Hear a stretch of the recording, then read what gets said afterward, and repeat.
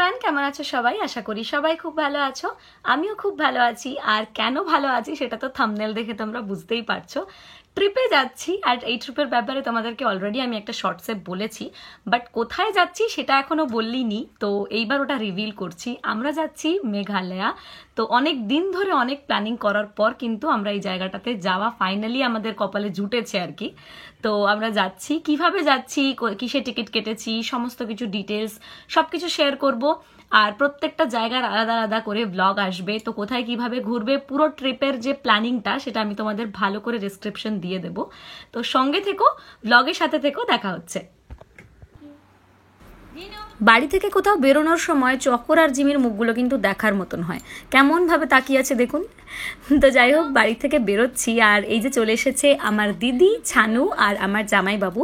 4 হুইলারে করে আমরা সবাই মিলে এখন যাচ্ছি বোলপুর স্টেশনের উদ্দেশ্যে, কারণ আমরা আমাদের ট্রেনটা ওখান থেকেই ধরবো। খুব জোরে চা তেষ্টা পেয়ে গেছে, তাই জন্য দাঁড়িয়ে পড়ছি এই দোকানটাতে। এটা কিন্তু আমাদের এক পরিচিত দোকান, এখানে তন্দুরি চা আর নর্মাল চা খুব টেস্টি পাওয়া যায়। আর যেকে সেই ছানু বায়না ধরেছে লেজ খাবে বলে, তো নিয়ে নিলাম চা, একদম চিনিওয়ালা দুধওয়ালা মোটা দুধের চা। অনেকদিন বাদে খাচ্ছি, তাই আরও বেশি ভালো লাগছে। তো তাড়াতাড়ি খেয়ে আমরা আবার গাড়িতে চেপে পড়লাম। আর এই যে ছানু একদম সিরিয়াস হয়ে লেজ খাচ্ছে। এরপর বোলপুরের রাস্তা, সুন্দর রাস্তা দেখতে দেখতে আমরা চলে যাচ্ছি বোলপুর স্টেশনের উদ্দেশ্যে, কারণ ওখান থেকে আমাদের ট্রেন। যেমন তোমাদের বললাম, এই রাস্তাগুলো কিন্তু আমার ভীষণ ফেভারিট, তোমাদের হয়তো আগেও বলেছি।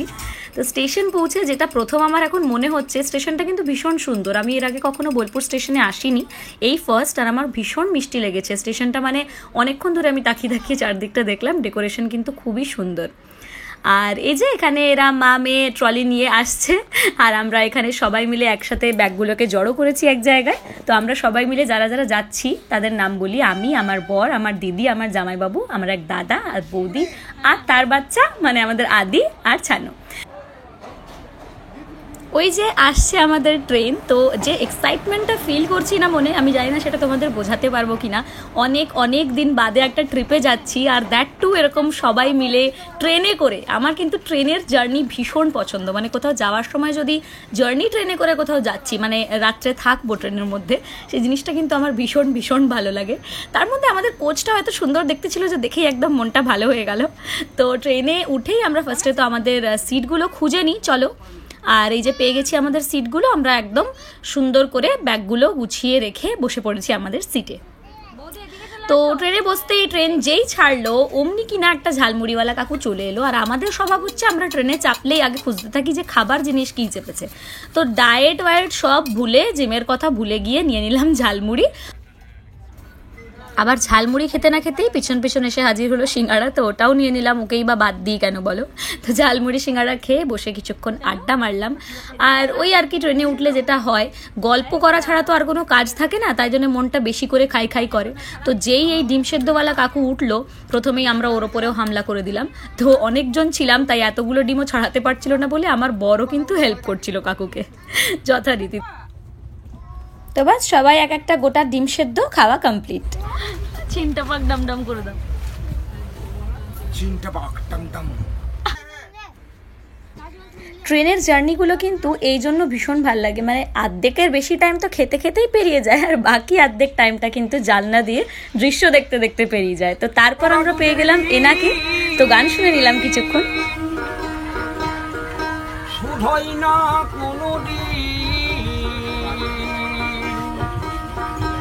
জনম জন্মান্তরে করিলে সাধনা, দয়াবতী দরদিনী মা।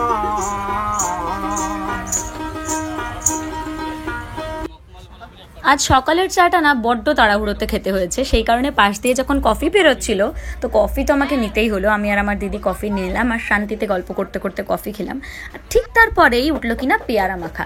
তো এমনিতে তো পেয়ারা আমার খুব একটা ফেভারিট না, বাট এই মাখাটা যখন বানায় না সব কিছু দিয়ে, এত চটপাটা লাগে, খুব ভালো লাগে খেতে। তাই লোভ সংবরণ না করে নিয়ে নিলাম পেয়ারা মাখা, যেটা কিন্তু খুবই স্পাইসি আর চটপাটা খেতে। তো আমরা অনেকটা ছিল প্লেটে, তাই সবাই এক এক প্লেট নিয়ে নিই, সবাই শেয়ার করে খাচ্ছি, আর খুব খুব খুব সুন্দর লেগেছে খেতে। তো যাই হোক, এরপর তোমাদেরকে আর একটা নতুন সিনারি দেখাই। এই যে আমার বর, আর এটা হচ্ছে ওর পার্সোনাল থেরাপিস্ট, যেখানে যখন আদিকে আমার বর পায় সেখানে তখন মাথা ম্যাসাজ, গা ম্যাসাজ সব কিছু করাতে লাগে ওকে দিয়ে। আর কি বলবো, আর আদিও মানে করেও দেয়, এত ভালোবাসে কাকাকেও, সবসময় করে দেয়। তো চলো এবার তোমাদেরকে দেখাই ফারাক্কা বাঁধ। ফাইনালি আমরা এখানে পৌঁছে গেছি। ভালো করে তোমাদের ফার্স্ট থেকে দেখাতে পারলাম না, কারণ আমাদের উইন্ডোটা খুবই কেমন একটা ব্লার টাইপের হয়েছিল, তো ওখান থেকে কিচ্ছু বোঝা যাচ্ছিল না। আমি আবার অল দ্য ওয়ে উঠে দরজা অবধি গেলাম তোমাদেরকে এই জায়গাটা দেখাবো বলে। খুব ভালো লাগছে দেখতে, আর শান্তি লাগছে, মানে এত সুন্দর ঠান্ডা হাওয়া আসছে, আমার তো ইচ্ছেই করছে না যে আমি আবার গিয়ে সিটে বসি, বাট দ্যাটস নট সেফ, তাই একটু পরে আমাকে সিটে চলে যেতেই হবে। ততক্ষণ এখানে দাঁড়িয়ে থাকি আর এই জায়গাটার মানে সৌন্দর্যটা উপলব্ধি করি। খুব ভালো লাগছে, খুব সুন্দর লাগছে দেখতে এখান থেকে পুরোটা। এরপর কিন্তু আমার পুরো দিনের সব থেকে হ্যাপিয়েস্ট মোমেন্টটা তোমাদের সঙ্গে শেয়ার করব। আমার সঙ্গে দেখা হয়ে গেছে ট্রেনে আমারই একদম ছোট্ট সাবস্ক্রাইবারের, যে কিনা হঠাৎ এসে আমাকে বলেছে যে ও আমার ভিডিওস দেখে আর ওর খুব ভালো লাগে। এটা যে কত বড় ফিলিং আমি বলে বোঝাতে পারবো না, আমি ভীষণ খুশি হয়েছি। তো যাই হোক, এরপর দুপুরের টাইম হয়ে গেছে, আমরা জোম্যাটো থেকে বিরিয়ানি অর্ডার করে নিয়েছি। অনেকদিন ডায়েট ওয়াইটের চক্করে বিরিয়ানি খাওয়া হয়নি, এমনিতেই মন ছিল।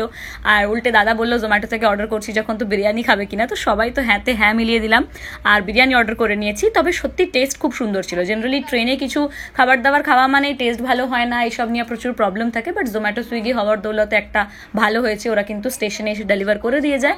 আর আমার একটা ভালো রেস্টুরেন্ট থেকে নিয়েছিলাম, তো বিরিয়ানির টেস্ট কিন্তু খুব ভালো ছিল। আর এখানে আমার সোনু নখরা করছিল, শুধু চিকেন খাচ্ছিল, রাইস একটুও খাচ্ছিল না। তো দেন আমরা একটুখানি রেস্ট নিয়ে নিলাম, আর এরপর হয়ে গেছে বিকেল। তো বিকেল মানেই আবার কফি, চা কফি ছাড়া তো বিকেলটা একদমই হয় না, যেখানে ঘুরতে গেছি সেখানে। তো আমরা আবার সবাই মিলে নিয়ে নিলাম কফি, আর আরামসে কফিটাকে এনজয় করলাম। ওই জার্নিটা এত ভালো লাগছে আমি বলে বোঝাতে পারবো না, বহুত দিন পর ট্রেনে জার্নি করছি, তো খুব খুব ভালো লাগছে। তো আমার বর আর দাদাদের পেয়ে গেছিল খিদে, তো সে কারণে ওরা নিচে নামলো আর ওখানে এই আন্ডা পাউরুটি নিয়ে এলো কোথাও থেকে। তো ভালো লাগছে খেতে, খুব ভালো লাগছে। তো রাত্রেবেলায় কিন্তু আর কিছু খেতে ইচ্ছে করছে না, তো শুয়ে পড়লাম। আর এখন বাজে ভোর 3টে, 3:30। এখনই কিন্তু ট্রেনটা ঢুকছে গুয়াহাটি স্টেশন। আর এই যে আমরা নেমে পড়লাম, তোমাদেরকে দেখিয়ে দিচ্ছি স্টেশনটা কিন্তু এখনও এতটা জমজমাট, দেখে কেউ বলবে না যেটা 3টে, 3:30 বাজছে। পুরো কিন্তু লোকজনে ভর্তি। আর আমরা আমাদের ফাইনালি ডেস্টিনেশনে পৌঁছে গেছি। একদম খুব খুব খুব এক্সাইটেড লাগছে যে আমাদের জার্নিটা ফাইনালি, এইবার আমরা পাহাড় দেখবো, ঝর্ণা দেখবো, একদম মনের মধ্যে মানে যাকে বলে লাড্ডু বার্স্ট হচ্ছিল, একদম লাড্ডু ফুট রেতে। আর এই যে সোনু, ও বেচারা আমাদের সঙ্গে 3টে, 3:30 ওকেও উঠতে হয়েছে, কি করবে। তো আমাদের যেহেতু গাড়ি একটু পরে আসবে, তাই ওখানে আমরা একটা এক্সিকিউটিভ লাউঞ্জের খবর পেলাম, যেটা এসিও। তো আমরা আরামসে 3-4 ঘন্টা ওখানে ওয়েট করতে পারবো আরামসে, যেহেতু সাথে বাচ্চারাও ছিল। নর্মালি বসলে ওদেরও একটু প্রবলেম হবে, তো সে কারণে আমরা এটা খুঁজে এখানে গেলাম। বেশ ভালো জায়গাটা, মানে কাউকে স্টেশনে ওয়েট করতে হলে তাদের জন্য তো খুবই ভালো। আর ভেতরে এরকম একটা কাউন্টার আছে, এখানে মোটামুটি স্ন্যাক্স আইটেম সবই পাওয়া যায়, চা কফি হালকা ফুলকা, কেউ কিছু খেতে চাও তো সেটা পাবে। আর ভেতরে কিন্তু এসি তো রয়েছে, ফ্যান রয়েছে, বসার জন্য কমফোর্টেবল চেয়ার্স রয়েছে, তোমাদেরকে ভেতরে দেখিয়ে দিই আমি একবার। আর ম্যাপ রয়েছে চারদিকে, পুরো ওদের লোকাল যে কালচার সেগুলোকে তুলে ধরার জন্য বিভিন্ন পেন্টিংস রয়েছে, লেখা রয়েছে, বেশ ভালো। মানে আমার তো পার্সোনালি খুবই পছন্দ হয়েছে।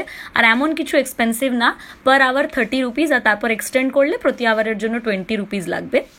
তো যাই হোক, আমরা ওখানে অনেকক্ষণ রেস্ট করেছি, ওয়াশরুম ইউজ করেছি, কেউ কেউ চেঞ্জও করতে পারো চাইলে, ওখানে সমস্ত রকম ব্যবস্থা আছে, আর খুব ভালো, খুব কমফি। তো আমরা ওখানে বেশ কিছুক্ষণ রেস্ট করব এখন। আর এখান থেকে আমরা হালকা ফুলকা চা কফিও খেয়ে নিচ্ছি, কারণ আমাদের যে গাড়িটা আসবে সেটা কিন্তু অনেকটাই দেরি, 6টার সময় আসবে, আর আমরা 3টে, 3:30 পৌঁছে গেছি, মানে এখন অনেকটা দেরি। তো এখানেই আমরা কিছুটা রেস্ট নেবো, ফোন চার্জ করা, এই সমস্ত কাজগুলো কিন্তু করে নেবো। আর যেহেতু আমি এখন ব্লগ করি, তো আমার তো ফোন চার্জিংয়ের আগে একটা প্রবলেম থাকে, তো ফোন চার্জে আমি এখনই বসিয়ে দেবো। তো কফি নিয়ে নিয়েছি, এবার আরামসে সবাই মিলে আমরা এখন কফি খাবো আর ওয়েট করবো আমাদের গাড়ির। তোমাদের সাথে পুরো ট্রিপের যে প্ল্যানিংটা আমি শেয়ার করব বলেইছিলাম, তো সেজন্য তোমাদের সঙ্গে প্রথমেই যেটা শেয়ার করব সেটা হচ্ছে ট্রেনের ডিটেলস। তো আমরা কিন্তু এসেছি কাঞ্চনজঙ্ঘা এক্সপ্রেসে, আর সেটা কিন্তু আমরা বোলপুর স্টেশন থেকে ধরেছি, তোমরা চাইলে বর্ধমান থেকেও ধরতে পারো যারা আমার আশেপাশে থাকো। আর আমাদের কিন্তু টিকিটের ফেয়ার সেটা পড়েছে 1195 করে পার পারসন। আমরা 3rd এসির টিকিট কেটেছি। তো আমাদের টোটাল 6 জনের 7,170 টাকা লেগেছে। আর বেশ কমফোর্টেবলি এসেছি, ট্রেনটা এমন কিছু আমাদের লেটও করেনি, একদম এক্স্যাক্ট টাইমে পৌঁছেছে। নেক্সট ব্লগগুলোতে মেঘালয়ের প্রত্যেকটা জায়গার আলাদা আলাদা ট্যুরের ডেসক্রিপশন আসবে, তাই ব্লগের সাথে থেকো। আর ভালো লাগলে নিশ্চয়ই চ্যানেলটাকে সাবস্ক্রাইব করে দিও। আজকের মতন টাটা।